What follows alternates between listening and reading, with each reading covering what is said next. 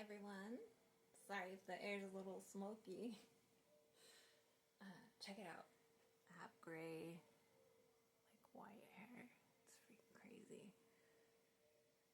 Anyways, I've been trying to, I'm about halfway through the translation of the Book of Enoch. And there's some really great, really great stuff. However, you can kind of tell, or just looking through the book and going through the chapters, and so they have the chapters, and then they'll have this little parable or whatever, one of them is called commandments, another one, it's this thing that's dropped after the chapter.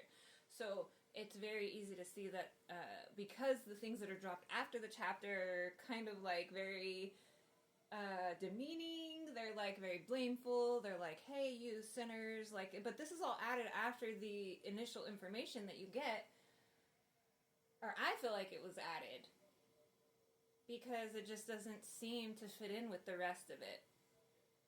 So, you wonder why they would do that, but then you realize that even the Anunnaki, or you come to know that even the Anunnaki, there were Anunnaki that were not doing what they were supposed to and were being worshipped as gods when they were not supposed to be.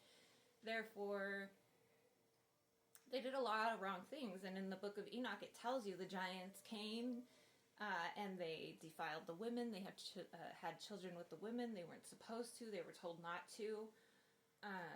All these rules that they had for coming down with humanity that some of them didn't choose to follow. Therefore, they were removed and humanity was left to kind of fend for itself. And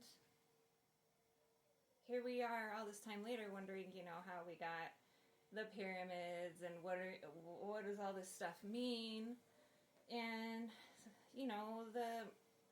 we're trying to put it all together, but, we're missing out on a lot, like scientists. They don't realize that the stones are actually alive and conscious. And if they had a way to know that, then they could realize how they were put there, and we could move forward, but they limit themselves so much. However, okay, so I wanted to read you the good parts of the Book of Enoch, just a couple of the chapters, because some of it's really great.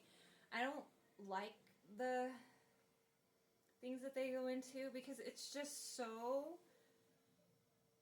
negative. It's telling humanity how if you're not godly and you do certain things, that you're bad and you're going to be judged and, convicted. And so this just doesn't feel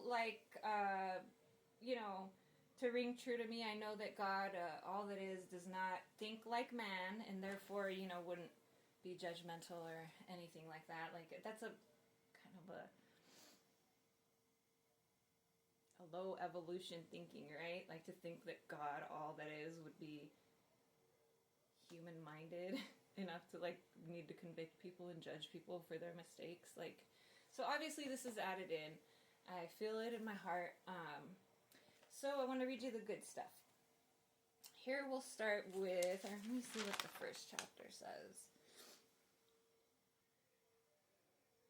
Well, the first chapter is just talking about how they kind of talk about how the Anunnaki came, and you can tell that they're talking about from space and not from, it's you could tell, if you just listen, they're talking about planetary space. Chapter 2. Observe ye everything that takes place in the heaven, how they do not change their orbits, and the luminaries which are in the heaven, how they all rise and set in order, each in its season, and transgress not against their appointed order. Behold ye the earth, and give heed to the things which take place upon it from first to last, how steadfast they are, how none of the things on earth change, but all are the works of God appear to you. Behold, the summer and the winter, how the whole earth is filled with water, and clouds and dew and rain lie upon it. Chapter 3. Observe and see how, in the winter, all the trees seem as though they had withered and shed all their leaves, except 14 trees, which do not lose their foliage, but retain the old foliage for 2 or 3 years till the new comes. Chapter 4. And again, observe ye the days of summer, and how the sun is above the earth over against it. And you seek shade and shelter by reason of the heat of the sun, and the earth also burns with growing heat, and so you cannot tread on the earth or on a rock by reason of its heat. Chapter 5. Observe ye how the trees cover themselves with green leaves and bear fruit. Wherefore give ye heed, and know with regard to all its works, and recognize how he that liveth for ever hath made them so. And all his works go in this from year to year forever, and all the tasks which they accomplish for him, and their tasks change not, but according as God hath ordained, so it is done. And behold, how the sea and the rivers in the manner accomplish and change not their tasks from its commandments. And then that's where they put in like all this crap. And then, so this is where it kind of talks about the Anu. So here we go. Chapter 6. And it came to pass, when the children of men had multiplied, that in those days were born unto them beautiful and comely daughters. And the angels, the children of heaven, the Anu, saw and lusted after them, and said to one another, Come, let us choose wives from among the children of men, and beget us children. And Semjaza, who was their leader, said unto them, I fear ye will not indeed agree to do this deed, and I alone shall have to pay the penalty of great sin.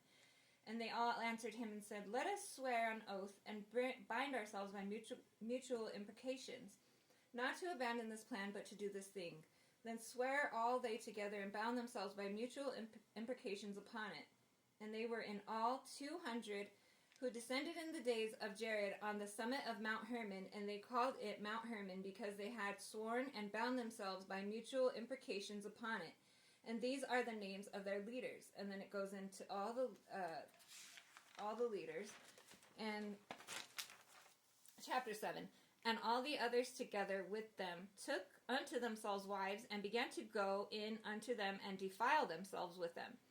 And they taught them charms and enchantments, and the cutting of roots, and made them acquainted with plants. And they became pregnant, and they had great giants, whose height was 3,000 ells, who consumed all the acquisitions of men. And when men could no longer sustain them, the giants turned against them, and devoured mankind.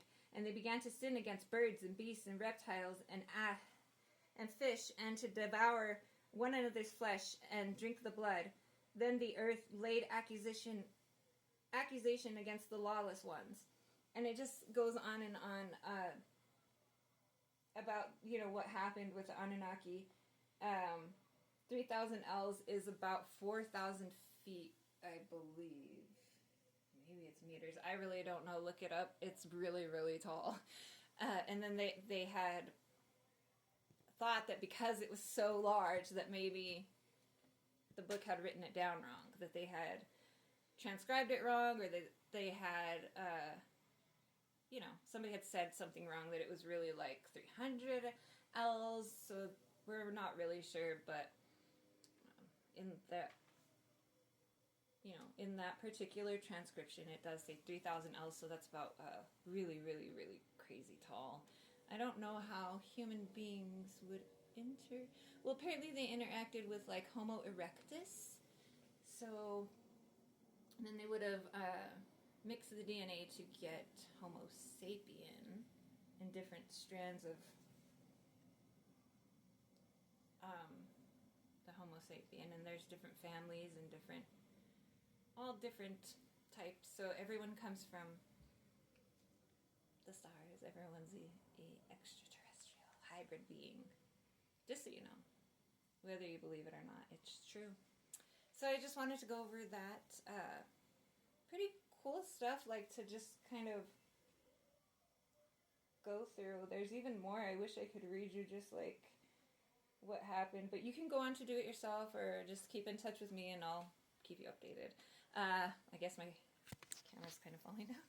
I hope everyone has a really great Thursday night, and take care of each other, take care of yourselves, and remember that you are a portion of the all.